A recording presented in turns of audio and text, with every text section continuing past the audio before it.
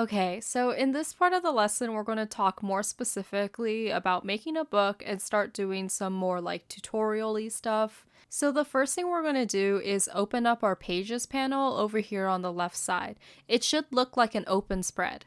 So this panel gives you a good overview of your book. Whenever you add anything to your book, like here, I'm going to hit L and create a circle and just make it a random color. Now you can see that a mini green circle shows up in the Pages panel as well. Additionally, you can add and delete pages from the Pages panel. The plus button adds pages, just like adding layers in Illustrator and Photoshop. Note that the pages will be added to wherever your cursor is selected. You can also delete pages just like layers with the trash can in the bottom right corner. Using the Pages panel makes it easier to organize your pages from a top-down perspective, rather than having to scroll through every page of your file. So up here in the Pages panel, you'll see an A master. This is a master page. A master page basically is a template for any series of pages you assign it to. So for example, all of these pages have an A in the corner, which means they follow the A master. To edit your A master, double click up here where it says A master. This will open up a spread that looks just like every other spread, but you won't be able to scroll through like before since it is just the one master spread. So here, for example, I'm just going to select the type tool and just write out this is the master page, and I'm just going to make it a little bigger for visibility. Because all of these things, again, are quite similar to Illustrator, I'm not going to go through each individual detail. One thing you might notice when we edit this is that the box around it is actually dotted and not solid. This is to show that it is a master page element. Next, I'm also going to make a rectangle over this page and make it yellow. So now when we click back to our book pages by just clicking the pages in our page panel, you'll see that those master page elements actually show up on every page no matter what. All of these elements do have the same dotted border just like before, and you'll see I actually can't move these objects when I click and drag. In comparison, the circle that we made before moves easily whenever we click it. So when making books, master pages are commonly used for things like chapter headings, or some books put the title or author of the book on every page, and pagination, which is the page numbers on every page as well. Additionally, you should set up all of your layout stuff on the master page, like margins, columns, and guides.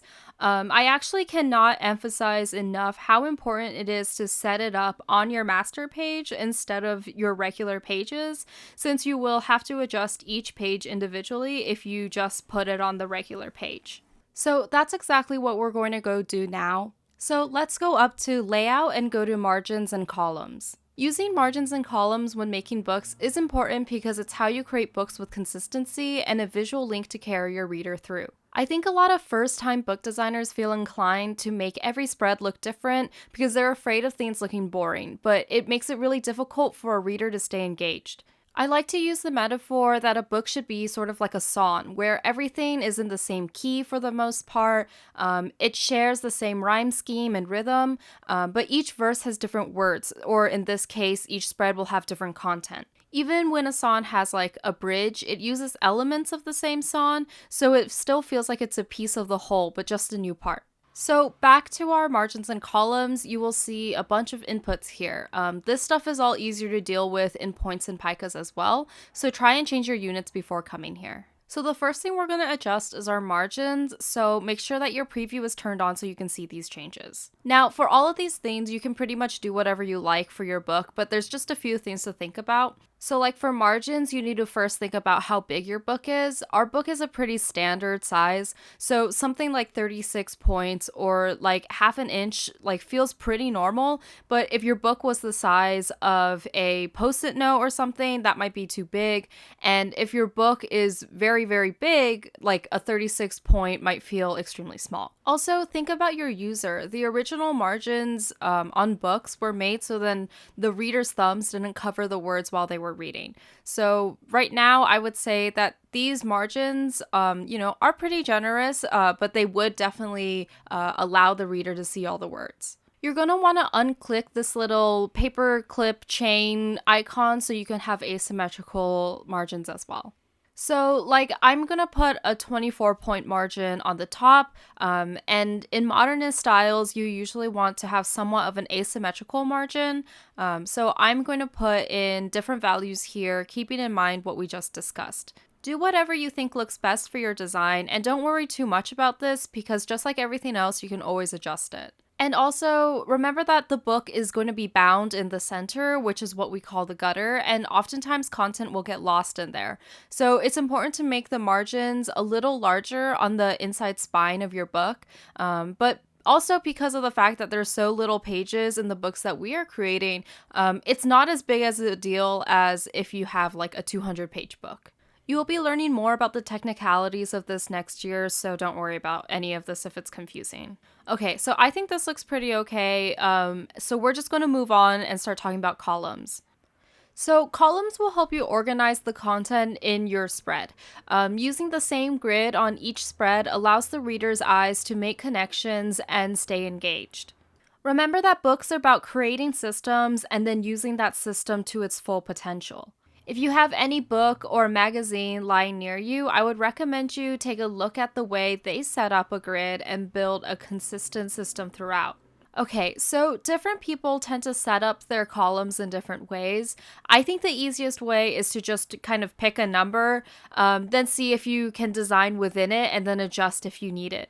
But I've also created several books, so I usually know about how many columns to add. Other people like to design first and then build a grid on top of what they designed and then go back and nudge things to make sure that they're aligned. It might also help to choose whether you want an even or odd amount of columns, since an even amount will allow you to split down the middle of a page.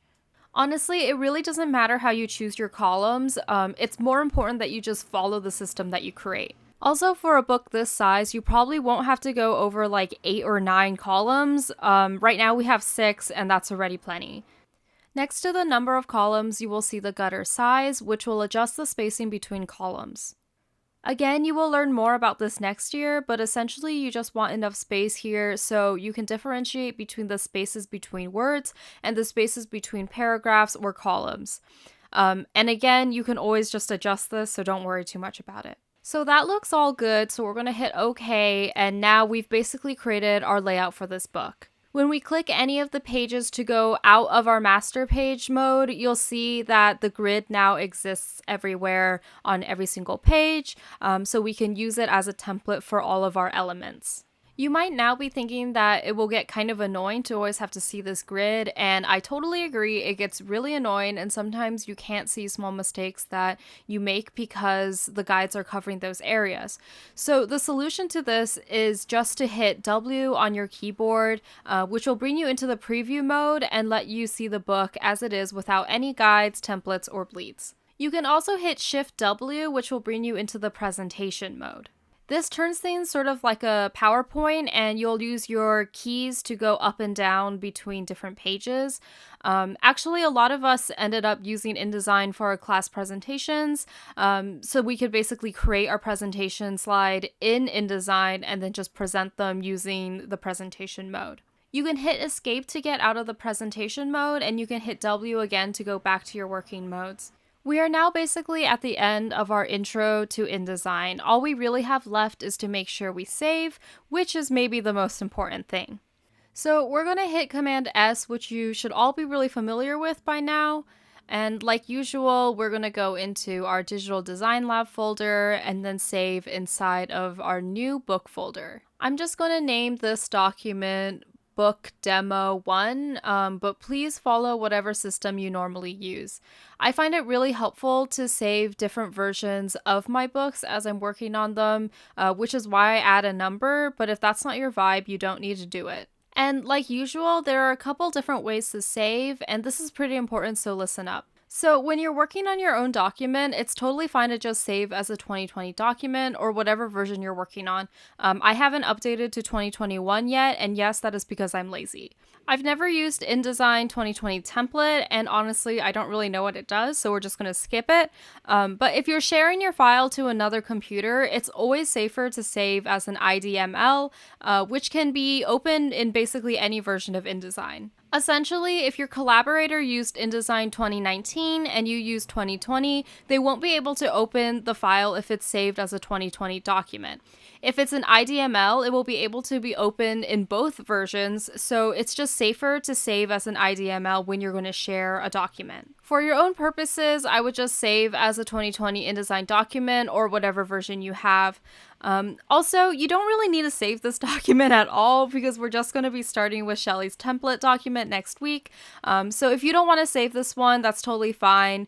I'm going to save this one for posterity, but of course, you can always save it and delete it or whatever. It really doesn't matter. So that's going to be it for our first InDesign tutorial video. I hope you learned something and it wasn't too crazy or anything. InDesign has a little bit of a learning curve in comparison to Illustrator, but the more you work in it, the more comfortable you'll get with it. So for the next lesson, you're definitely going to need Shelly's template document, so make sure you have it. We will be starting with that.